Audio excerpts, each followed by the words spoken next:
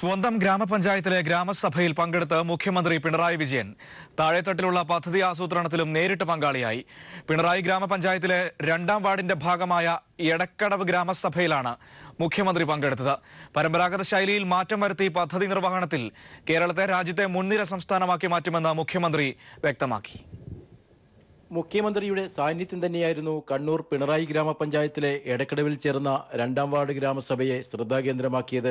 മുഖ്യമന്ത്രി പിണറായി വിജയൻ സ്വന്തം വാർഡിലെ ഗ്രാമസഭയിൽ സന്നിഹിതനായി രജിസ്റ്ററിൽ ഒപ്പുവെച്ചു.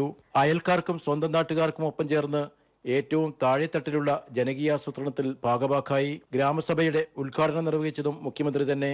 പദ്ധതി നിർവഹണത്തിൽ രാജ്യത്തെ കേരളത്തിലെ 1ാം നിരയിലെത്തിക്കുമെന്നും പരമ്പരാഗതമായ പദ്ധതി നിർവഹണ ശൈലിയിൽ മാറ്റം വരുത്തി കഴിഞ്ഞതായും മുഖ്യമന്ത്രി പിണറായി വിജയൻ പറഞ്ഞു. അതായത് ഏപ്രിൽ തൊട്ട് അടുത്ത മാർച്ച് വരെയുള്ള സാമ്പത്തിക വർഷം ഇതേവരെ നമ്മുടെ സംസ്ഥാനത്ത് സ്വീകരിച്ചു വന്ന പദ്ധതി ചെലവിന്റെ രീതിയിലാകെ മാറ്റം വരുത്തുക എന്ന് പറഞ്ഞാൽ ഏപ്രിൽ തൊട്ട് തന്നെ സംസ്ഥാനത്ത് പദ്ധതി ചെലവ് ആരംഭിക്കും. അവസാനത്തെ 3 മാസമാകുമ്പോൾ ബാക്കി നിൽക്കാവുന്നത് വെറും 30% മാത്രമാണ്.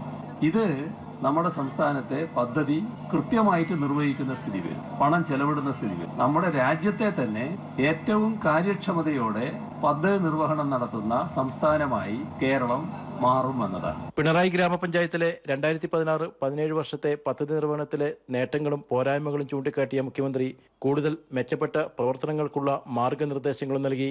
ഗ്രാമസഭയിൽ പങ്കെടുക്കാനെത്തിയ 106 വയസ്സുകാരിയായ നാരായണിയമ്മയുടെ അടുത്തെത്തി അഭിനന്ദനം അറിയിച്ച ശേഷമാണ് മുഖ്യമന്ത്രി ഗ്രാമസഭയിൽ നിന്നും പോയത്. News bureau, Kannur.